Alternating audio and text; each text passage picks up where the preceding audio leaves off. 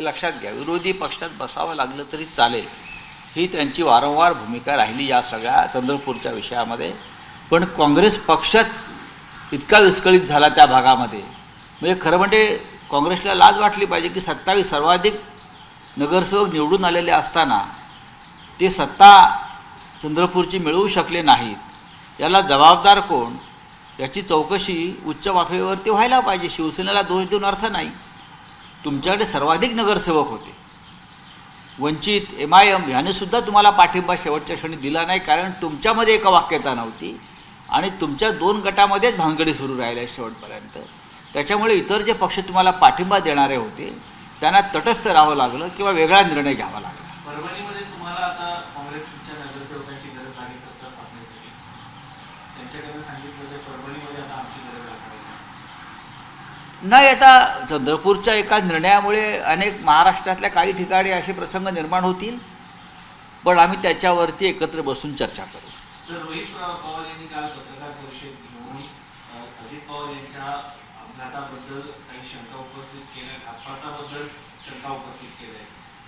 बघा, रोहित पवारांचं संपूर्ण सादरीकरण मी पाहिलं, कारण हा विषय मी स्वतः संसदेमध्ये उचललेला आहे की अजित पवार यांचा अपघात हा प्रथमदर्शनी अपघात वाटत असला तरी ज्या पद्धतीनं या घडामोडी 24 तासात घडल्या अपघाताच्या आधी आणि नंतर, ते पाहता संशयाला जागा आहे. ही मी सुद्धा पार्लमेंटला सांगितलं आहे, काही मुद्दे मी दिलेले होते. रोहित पवार त्याही पुढे जाऊन अनेक तांत्रिक मुद्द्याचा त्यांनी व्यवस्थित अभ्यास करून काल जे सादरीकरण केलं हे धक्कादायक आहे. खरं म्हणजे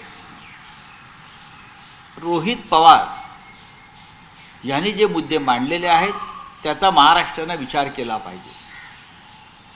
अजित पवार यांचा दुर्दैवी मृत्यू हा महाराष्ट्रावर झालेला आघात आहे. महाराष्ट्राच्या राजकारणाचा समतोल त्यामुळे बिघडला. त्याच्यामागे काही सुनियोजित कट आहे का, किंवा आहेच, हे पवारांच्या कुटुंबातली एक प्रमुख व्यक्ती जी विधिमंडळात आहे त्यांनी पुराव्यासह दाखवून दिल्यावरती देवेंद्र फडणवीस जे म्हणतात मुख्यमंत्री की अजित पवार माझे मित्र होते, त्यांच्या मृत्यूचं राजकारण करू नका, हे राजकारण नाहीच आहे, ही मागणी आहे, हा संशय आहे. तुम्ही उलट यात पुढाकार घेऊन रोहित पवार जे सांगतायत त्या सगळ्या मुद्द्यांची चौकशी करायला पाहिजे तटस्थपणे. हे CID आणि अमुक वगैरे चौकशी करणार नाहीत. हा फार तांत्रिक विषय आहे, हा रहस्यमय आणि राजकीय विषय आहे. आदल्या दिवशी एक विमान सुरतला जातं, गुजरातला जातं, ते दुसऱ्या दिवशी अजित पवारांना घेऊन जाण्यासाठी बारामतीत येतं आणि विमान कोसळतं. पूर्व विदर्भातल्या एका नेत्याचा उल्लेख केला जातो सातत्याने सगळ्या प्रकरणामध्ये. पूर्व विदर्भातले ते नेते कोण आहे सांगायला पाहिजे. ते भारतीय जनता पक्षाचे आहेत का, ते राष्ट्रवादी काँग्रेस पक्षाचे आहेत का, ते कुठल्या पक्षाचे आहेत, त्यांचं नाव सांगायला काहीच हरकत नाही. जर ते नेते पूर्व विदर्भाचे अजित पवारांना मुद्दाम मुशरावून भेटले असतील आणि त्यांचं मोटारीनं जाण्याचा प्लॅन त्यांनी रद्द करायला लावला असेल तर त्या नेत्याची चौकशी व्हायला पाहिजे. तो नेता कोण, कोणत्या पक्षाचा आहे, आणि अशी काय घाई होती ती फाईल घेऊन, अशी कोणती फाईल होती की त्या फाईलवर सही जर केली नसती त्या दिवशी तर महाराष्ट्र थांबला असता का? नाही. ती नक्की ती फाईल होती की अजित पवारांकडे जी भारतीय जनता पक्षाच्या भ्रष्टाचाराची फाईल होती असं अजित पवार सांगतायत, त्या फाईलचा ताबा घेण्यासाठी ते येऊन तिथे थांबले होते. हे फार गंभीर गोष्ट आहे. सुनेत्रा पवार आणि पार्थ पवार दिल्ली दौऱ्यावर आहेत, काल सध्या आल्या. सकाळपासून त्यांना कोणताही नेता भेटला नाही, उलट त्यांना प्रफुल्ल पटेल यांच्या घरी जावं लागलं नाश्त्यासाठी. बघा, आता ह्याच्यावरती मी काय सांगणार. त्यांचा पक्ष आहे, सत्तेतला पक्ष आहे, उपमुख्यमंत्री आहेत त्या महाराष्ट्राच्या, त्याच्यामुळे हे विषय त्यांच्या पक्षांतर्गत आहेत. त्यांना जर कोणी भेटायला गेलं नसेल याचा अर्थ पक्षामध्ये सर्व काही ठीक नाही, एवढंच मी सांगू शकतो. लोकसभा अध्यक्षांवरती अविश्वास प्रस्ताव आलेला आहे, शिवसेनेचं काय स्टँड असणार आहे? आम्ही प्रस्तावाच्या बाजूने आहोत.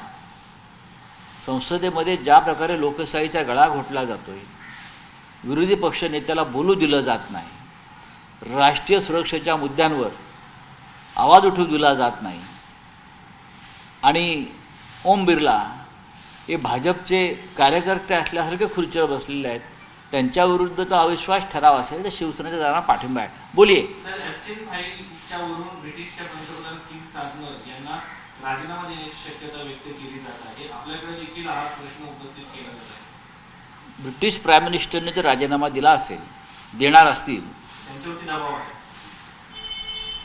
नाही आपल्याकडे देशात दबावाला कोण विचारत आहे ना जनतेच्या, तरी जनता यावेळेला स्वस्थ बसणार नाही. चलिए हिंदी में कुछ है तो बताइए. सर, रोहित पवार ने कल जो प्रेस ली है उसके बारे में आप क्या कहना चाहिए? देखिए, रोहित पवार जो अजीत पवार जी के भतीजे हैं, विधायक है, बहुत ही अभ्यासपूर्ण तरीके से अपनी बात रखते हैं. रोहित जी ने कल एक प्रेजेंटेशन दिया लोगों के सामने, पत्रकारों के सामने, जिसमें अजीत पवार जी का जो मृत्यु हुआ है, जो मौत हुई है, वो एक्सीडेंट नहीं है. एबीपी माझा, उघडा डोळे बघा नीट.